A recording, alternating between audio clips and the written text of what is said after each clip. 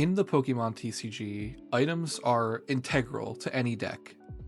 I believe that most decks are probably running anywhere from 15 to 20 items on average. They are just that varied and that important. These cards typically act like the rungs of your ladder. These are the cards that you need to hit so you can set up your board and get everything rolling. Imagine playing a deck, but you didn't have any Pokeballs, you didn't have Versus Seeker, you didn't have any rods to get your Pokemon back. The crucialness of items cannot be understated. However, not every item has to necessarily advance your board state. There are a lot of items that are actually doing the opposite for your opponent. These cards are called power items, and power items are basically what they sound. They are powerful effects that you play to disrupt your opponent's board states.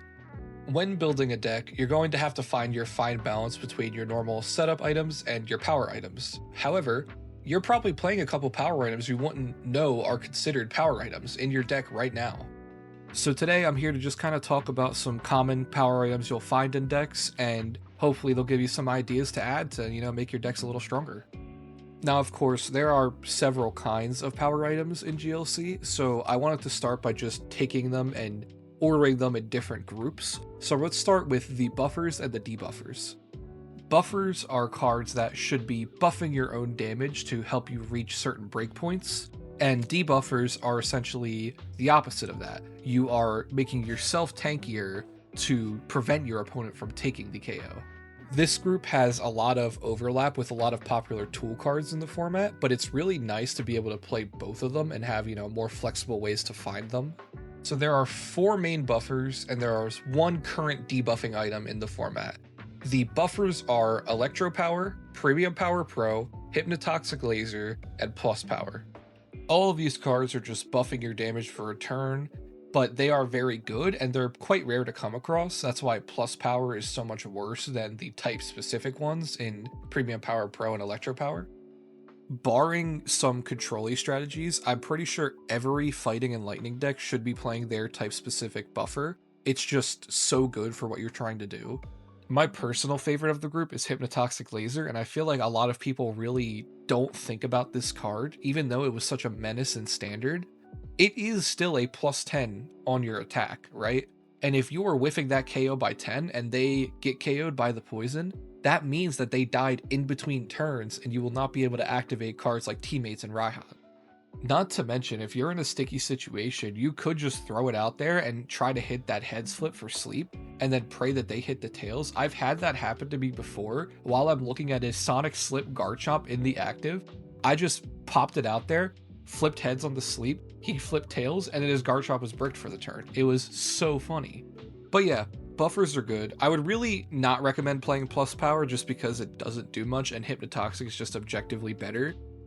I also wouldn't advise trying to slot Hypnotoxic in unless you know for a fact that you're whiffing these KOs by 10. In example, Vanguard Punch Palafin trying to hit a 140 HP basic like Iron Boulder. The other two have higher floors, so it's a lot easier to know if you want to play them or not. They are not end-all be-all 100% you have to have this card, but I think it's like a 95% you have to have this card. Anyway, moving on to the sole debuffer, I believe is the sole debuffer at least. Please let me know if I'm missing anything on any of these.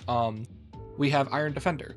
Iron Defender is like inverse of Electro Power or Premium Power Pro. It's just a good card, It's a little finicky because Metal doesn't have the consistency, so it could be cuttable a lot of the time for something like a Trader's Mail or a Pokegear. It's also more finicky in the sense that your opponent has more agency to hit around that than you hitting them with Electro Power does. They can find the outs to try to, get the KO still this turn. It just burns a lot of their resources, so even if, you're pouting because you didn't get the whiffed KO, you still probably burned a lot of what they could have had waiting for you later post that turn. But anyway, buffers and debuffers are just generally good cards when you can use them. A lot of them are type specific, so they're more, enclosed to their certain biomes, but they're awesome. They're really fun cards to use. So next up we have Hand Disruption. Some of these cards are kind of weak, but also on the other hand, some of these cards are really strong and really annoying to deal with. The representatives for this group are Hand Trimmer, Peeking Red Card, and Reset Stamp. I was debating adding Grabber, but I have never seen a single person ever use that card ever. So starting with Hand Trimmer, it's the weakest one out of the bunch. It's very niche, but there are certain decks where, like, maybe you have a very small hand typically and you don't like dealing with decks that have big hands. Might be a card to consider. Also, some control strategies might consider it if you want to thin your deck down to prevent you getting hit with a Marnie in the late game, and just kind of having all the junk cards in your hand back into your deck can really brick you out. It's like a whatever card. It's, if you find the deck for it, I'm sure it can be good, but it's definitely not a general application. Next, you have Peaking Red card. It's another one of those cards where it's like, it can be good, but I just can't find a lot of general application for it. It's cool that you can, like, see what's going on in your opponent's hand and then choose if you want to get rid of it or not. But, like, why not just play the cards that just rip their hand instead? Red card and Reset Stamp are the two generally applicable ones, especially Reset Stamp. That card is very strong. But to start with Red card, it is essentially Judge on an item, but you only target your opponent. It's really strong on the first turn of the game. If you can find that in your opening hand and just hit them with turn 1 going first Judge, that's rude. Like, that's what Mars Shadow used to do, and that card's banned, so some people may prefer Red card to Reset Stamp, but the thing is that it kind of starts getting like diminishing returns after like the first couple turns of the game. Reset Stamp gets exponentially stronger as the game progresses, and the plays you could play around it are like just so backbreaking. Combining Reset Stamp with cards like Hex Maniac can just straight up win you a game, especially if they're lower on prize cards. Even just a Reset Stamp to 2 could get you lucky enough to just win a game outright. Stamp is for sure one of the strongest power items in the format. It is one of the first ones I would personally look at if I was looking to add one of them to one of my decks. I would never play both Red card and Reset Stamp. Definitely choose one, and you probably should choose Stamp, but both of those cards, at least one of them, great additions. Next up, we have removal items. These are items that just get rid of aspects of your opponent's board. You have the hammers in Crushing and Enhanced, and then you have Field Blower and Lost Vacuum. Special shout out to Startling Megaphone. It's pretty cool, but it doesn't make the list.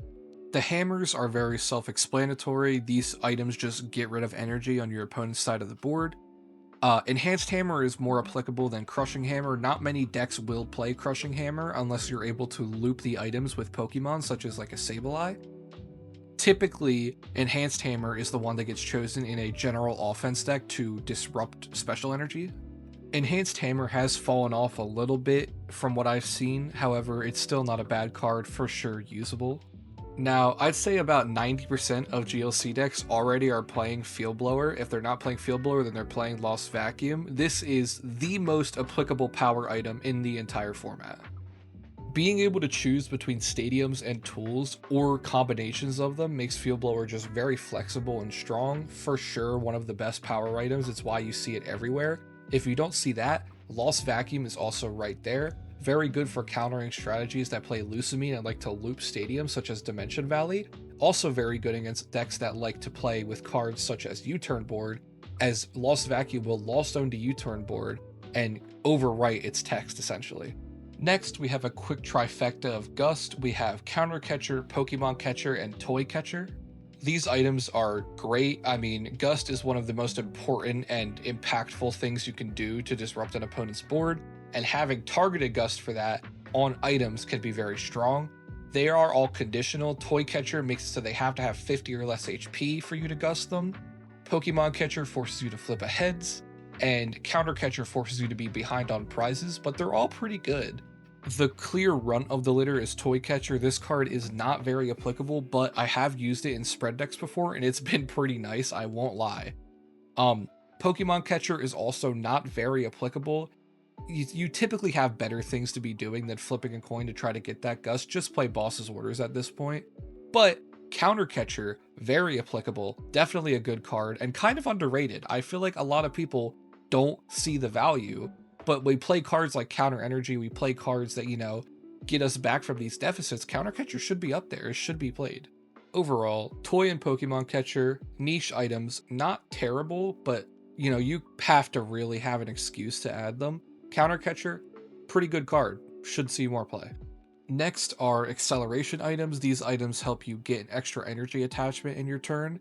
These are cards such as Ether, Max Elixir, Gutsy Pickaxe, and Turbo Patch. Ether is only really viable if you have ways to stack the top of your deck, which not many types do. There's a Oranguru and Colorless that can, and then you also have Academy at Night, the stadium that lets you swap cards. Then it's not that bad. However, I do believe that Max Elixir, the next card, is just better. It digs deeper and attaches to basics only, but a lot of the decks that appreciate this only play basics. Gutsy Pickaxe is like a weird fighting exclusive version of Ether, however it is better because it does draw you a card if you whiff the energy, so it's not terrible.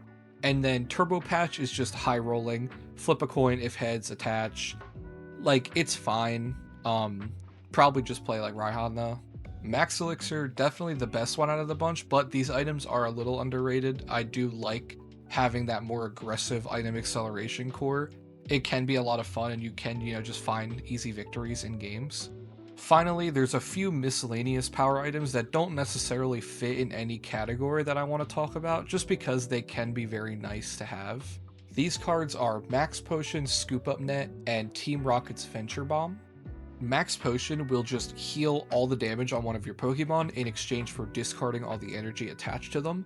This card is very strong. It is a very integral piece to decks such as Ursaluna, and it is also really good for 1 energy attackers that have a little bulk to them to just, wipe all that damage off and then boom, just attach 1 energy back and you're just attacking again. Scoop Up Net doesn't seem like it's a power card, but I think it is a power card, mainly because the plays that you do with it are typically involving denying your opponent prize cards. Use it to get rid of just dead Pokemon on the field you have no use for anymore, such as like a Milotic that's already used its ability. Using it to get rid of, damaged Pokemon to deny the prize card. Using it to get rid of anything that might get retreat locked in the future. Like, it's just flexible, but the plays that you do with it make it so it's defined in my head to me as a power card. Finally, Venture Bomb. I was kind of sad to see nobody really trying this card out, because I think, especially in Monkey Dory based Psychic cores, I think this card is really funny. The fact that you can get value out of it no matter what way it hits you is really cool, and I think that's how it should be played. There aren't many decks that can take advantage of it though, but having 2 damage tied to an item that you can place anywhere is really good, even if you're trying to flip a coin for it. And that was the grouping of power items that I have today to share. I'm hoping that, you learned about a couple items or have thought about some new ideas to add to your stuff. It was a little longer than I would have hoped, but there's a lot to go over. There's a lot of different cards, and I definitely skimped out on some more niche cards that I could have talked about. But alas, if you made it this far, thank you for watching. Please, like and subscribe, do all the funny button stuff, and as always, good luck with your builds.